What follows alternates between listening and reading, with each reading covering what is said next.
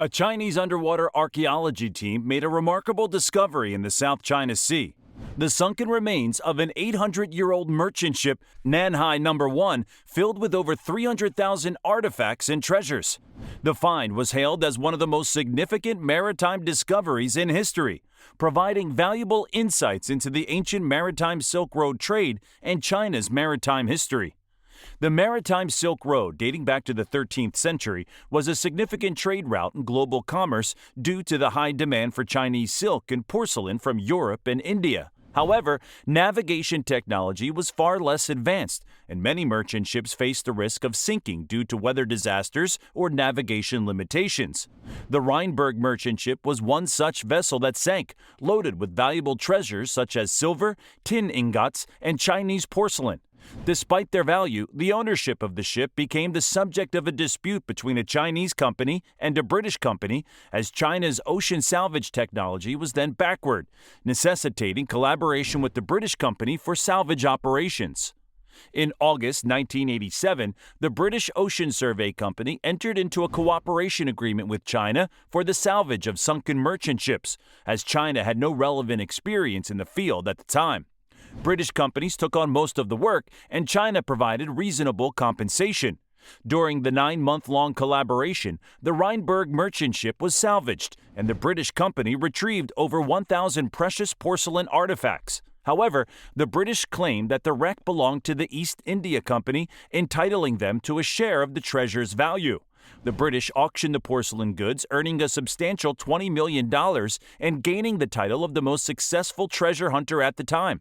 China was unable to participate in the auction, which caused significant embarrassment. However, China had no means to punish the British salvage company's misconduct, and their laws on marine culture heritage protection were non-existent at the time. Therefore, China terminated its collaboration with the United Kingdom following a significant loss and instead focused on self-reliance to salvage the sunken ship and enhance its ocean salvage technology. The salvage work for the undersea treasure was completed independently by China, which yielded abundant seabed treasures and provided substantial evidence for Chinese archaeology. The sunken ship, which was initially believed by the British to be the Rainbow of the East India Company, was discovered by Chinese archaeologists to be an ancient merchant ship belonging to the Southern Song dynasty, as it was made of mason pine unique to southern China and had a good anti-corrosion effect in water. The sunken ship was subsequently named Nanhai No. 1 by Chinese archaeologists. Over time, China invested 500 million yuan in the salvage work, and it resulted in the recovery of more than 80,000 pieces of ancient porcelain, as well as precious metals like gold, silver, and copper used by ancient nobles. Among these treasures, the gold weighed 45 kilograms. There were hundreds of silver products from the Song dynasty. In the end, China unearthed 4,000 historical artifacts with a total value of over 300 billion yuan. These cultural relics, particularly the precious ones, showcase the exceptional cultural and technological advancement of China during that era. Furthermore, these cultural relics have made important contributions to the development of Chinese historical research.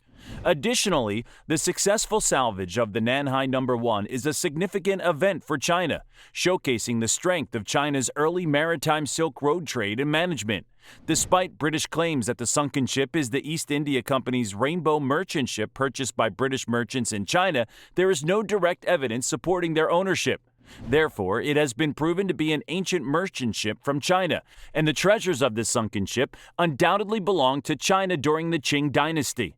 China has suffered irreparable cultural losses due to the organized aggression of the United Kingdom, which looted and destroyed many art treasures with historical value, including thousands of years of Chinese cultural heritage and historical memory.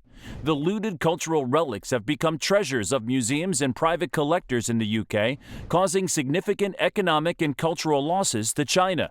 China has spent hundreds of millions of yuan to redeem these precious items, but the hope remains that the UK can return the looted cultural relics which belong to China's cultural heritage and hold great historical, cultural, and emotional value to the Chinese people.